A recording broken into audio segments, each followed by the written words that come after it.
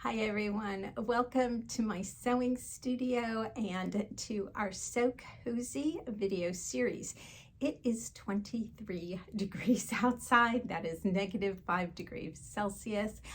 It's actually beautiful, the sun is shining and the snow is on the ground. I will pop a picture up in the video here so you can see what it looks like, but it is definitely a day to stay inside and to sew cozy garments. So as I mentioned, this is part of a So Cozy series. This is part 2.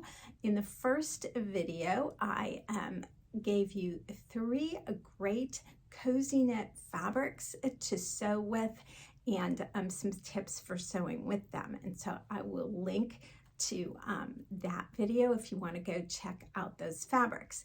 In this video, I'm going to recommend 3 elevated sweatshirt patterns that you might want to try sewing for yourself or for a gift. These are all patterns that I've sewn, and so I have some tips for you on fit and sewing with them as we go through.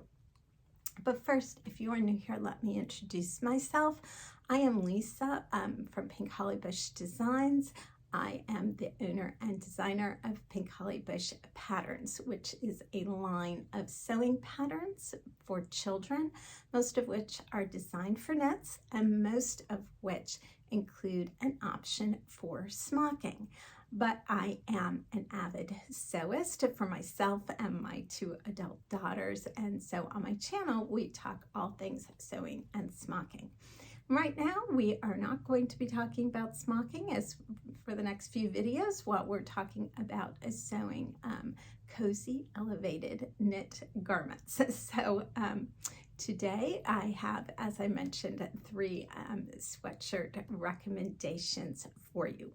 But first, I mentioned that this is a great thing to sew for a gift. So why is that? Well, number one, that athleisure trend is still going strong. It's especially popular this time of year when it is 23 degrees outside. And it is a fashion trend that covers a wide age range. So I made one of these patterns for both of my daughters for this past Christmas, and I made one of these patterns for my mom.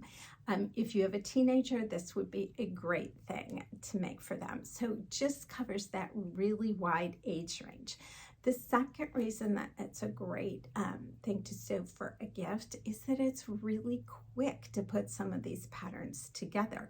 So the one I actually sewed the entire thing on Christmas Eve day. I don't recommend you do that. I wish I hadn't been doing that, but that's just kind of how it worked out this year.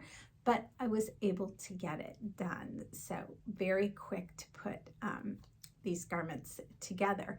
And then the third reason that this is a great thing to sew for a gift is you just really have a lot of leeway in the fit of the garment.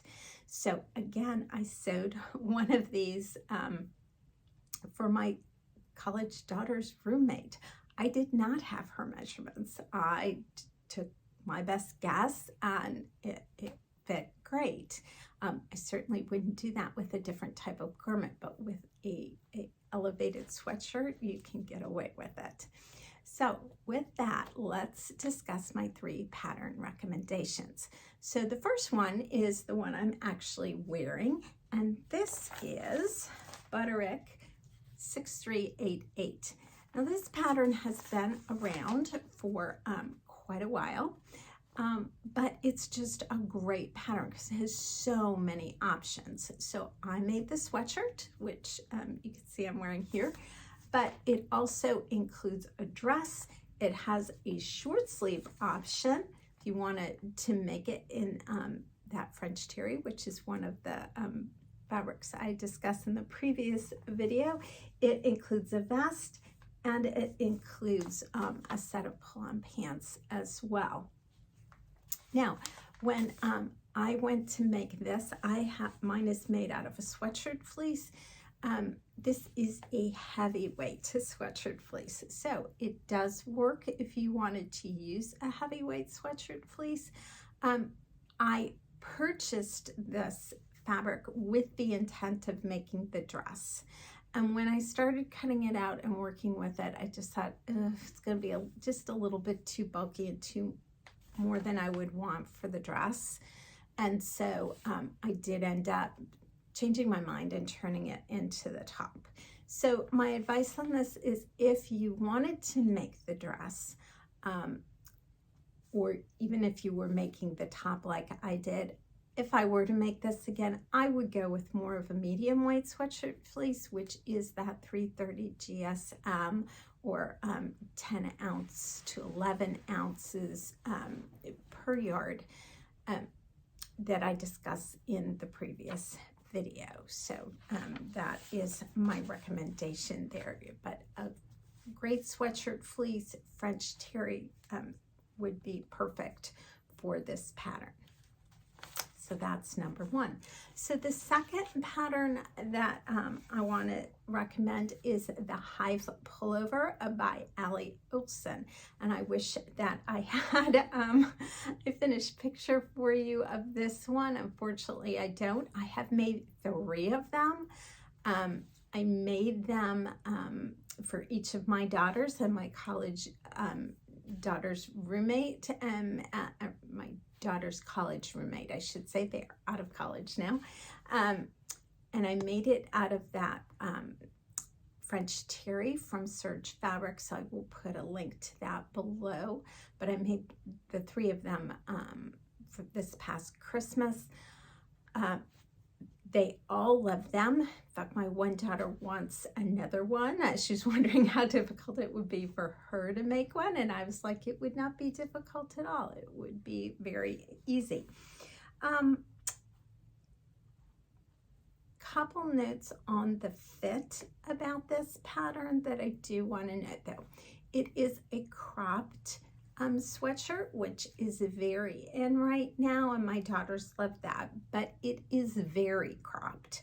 So I actually added length to it. I added a full 2 inches to each of theirs, and they love it at that length, and even with those 2 inches, it is still cropped. When I cut the pattern out originally, the first one, I added 4 inches and then tried it on to just see, you know, where it was. And that's where I settled on adding the 2 inches. So unless you really, really want it cropped, I would consider adding some length to it. The second thing on the fit is that the sleeve length is really long, and I ended up, it has more of that look that's kind of popular right now of having the sleeves come down over, partially over your hands. So I ended up taking 1 inch off of the sleeve length, and it just, that gives you just a regular length, and they were happy with that. Also, if you are making one of the smaller sizes on this pattern, you might want to get the pattern first and take a little time to lay it out and just check your yardage. The yardage listed in the pattern is not broken out by size. So the yardage listed is for all the sizes. And so, especially if you're making, you know, some of the smaller sizes, you just don't need the amount that is listed. I made 2 of them out of 3 yards of fabric, and I believe the pattern says you need, I'll have to double check, 2 to 2.5 yards of fabric, and yet with 3 I was able to get 2 sweatshirts out of it. So really is worth sort of double checking that ahead of time. The only difficult thing about this pattern is putting that zipper into the placket, Tomcat Stitchery here on YouTube has a full tutorial on how to do that, and I will link to that below. It is a great tutorial. Go over, check it out, and I think you will you'll find it's really easy to do, and you'll love the result you get.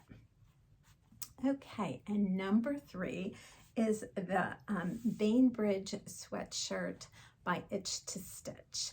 Now this I made for my mom, and it is the most difficult of the 3 patterns that I'm listing just to finish and to do, and because of that, I actually the next video in our series will be a tutorial on how to make this one.